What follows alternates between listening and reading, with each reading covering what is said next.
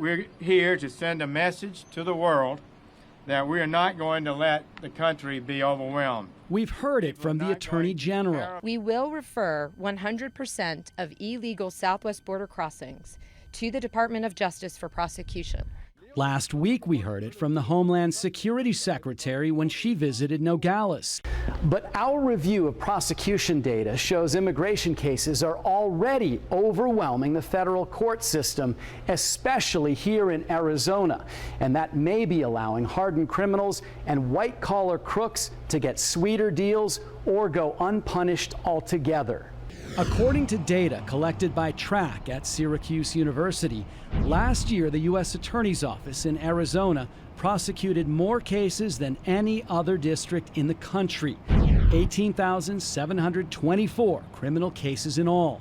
15,528 of them were immigration related. Prosecutors turned down just 3% of the immigration cases referred to them, but they rejected 35% of the ATF cases, 41% of the DEA cases, and 44% of the FBI cases referred to them.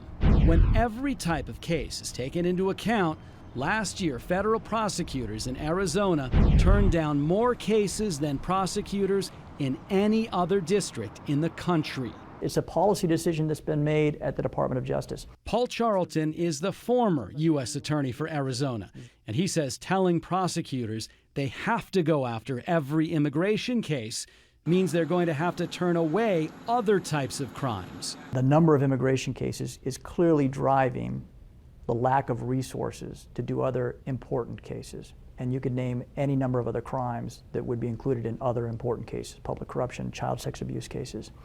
Data collected by Syracuse shows that while immigration prosecutions are jumping sharply, white-collar prosecutions are at a 20-year low. Local and federal law enforcement officers tell CBS 5 Investigates they've grown frustrated because they say it's extremely difficult to get federal prosecutors to take their cases. So far this fiscal year, TRAC data shows federal prosecutors in Arizona have turned down hundreds of cases, from government corruption to drug trafficking to fraud. We wanted to talk to the current U.S. Attorney for Arizona to find out why there appear to be so many rejections. But President Trump hasn't appointed anybody to this position yet.